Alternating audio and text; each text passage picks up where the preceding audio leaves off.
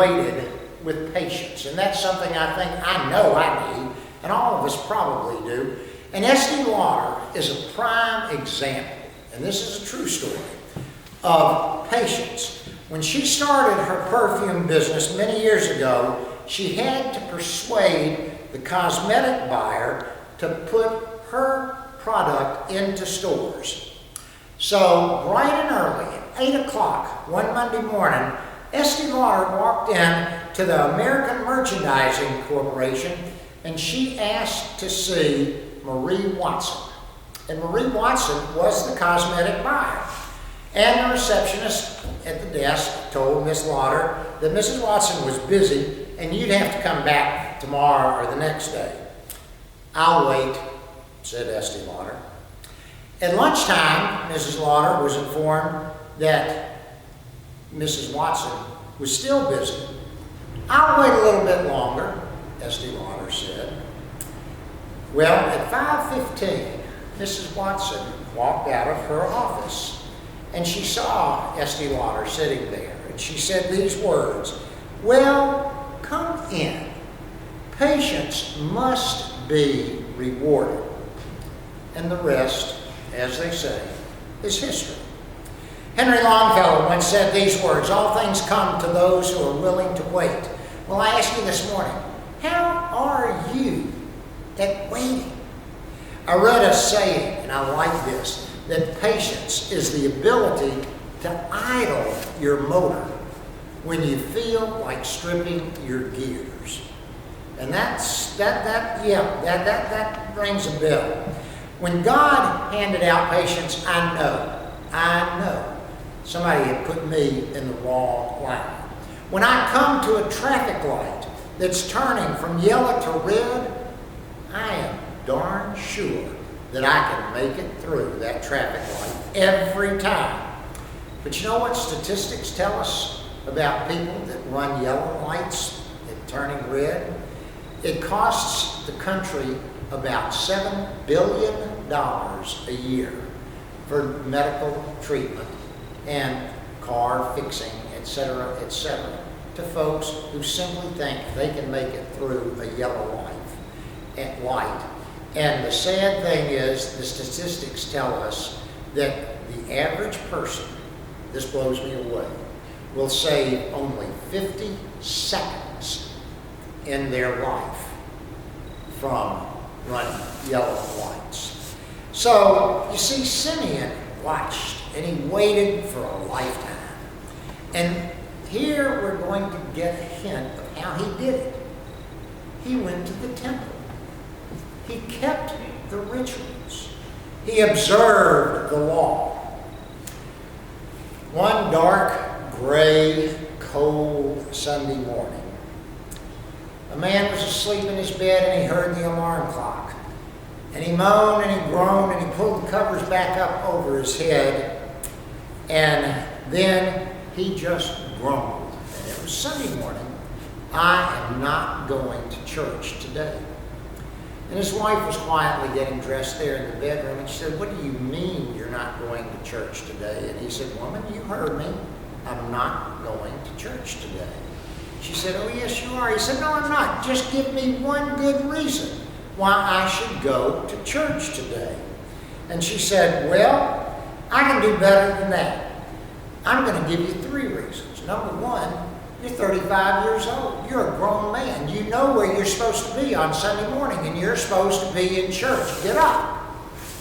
And he just went, So she said, "Okay, reason number 2, you've got 3 boys in there getting dressed, getting ready to go to Sunday school. They're depending upon you to drive them to church. Get up." Don't think so.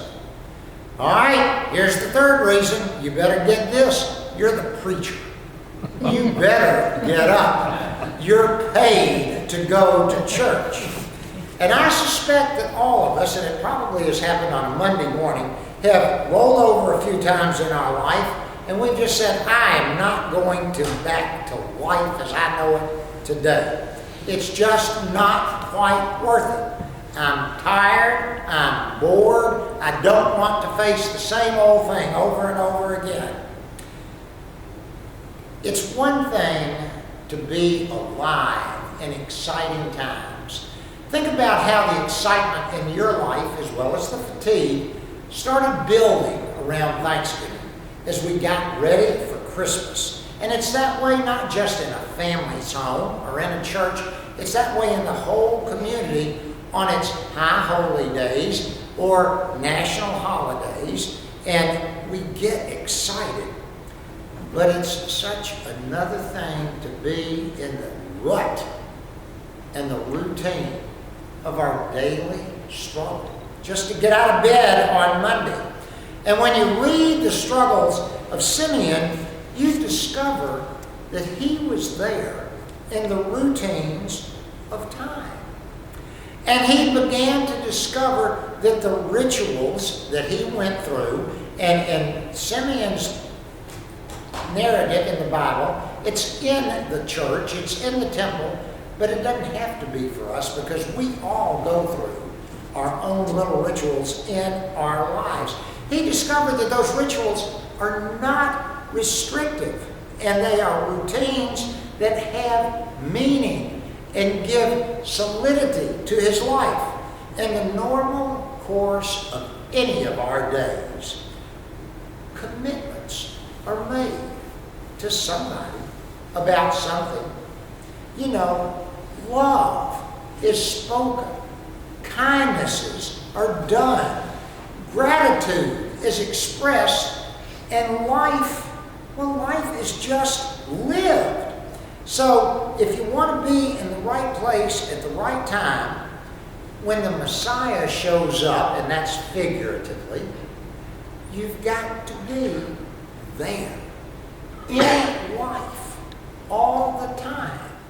You can't be sitting on the sofa or your recliner or watching as the world turns and having life go by you. That makes all the difference in the world, is just being there.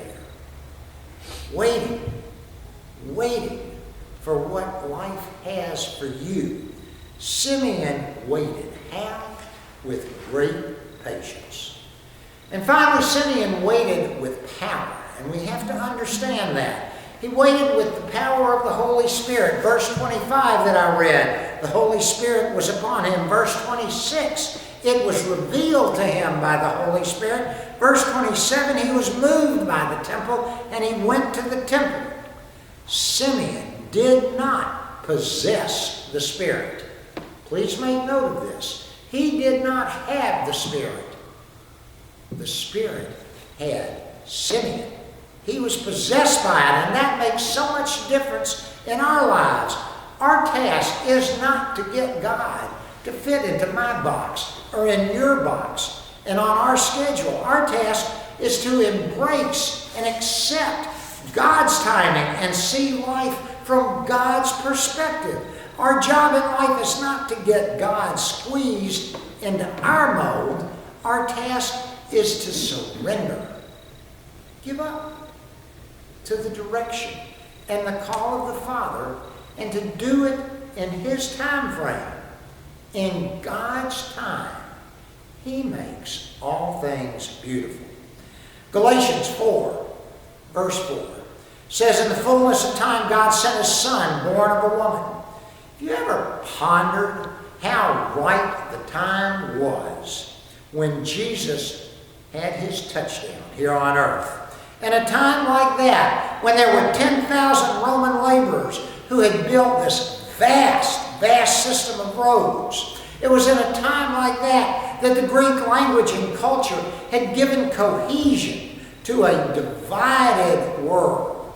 It was in a time like that when old mythical gods were losing their holds on the hearts and minds of people, and those people were hungry for something new. It was a time kind of like 2023, when morals were so polluted by permissiveness that the best of spirits everywhere were looking for and were battling for something better. It was a time like that, and that was the fullness of time. You see, it all happened in God's time when Jesus was born. So your task My task isn't to get God to fit my agenda. It's to make my agenda fit God's agenda. We have to recognize that in God's time, all things are beautiful.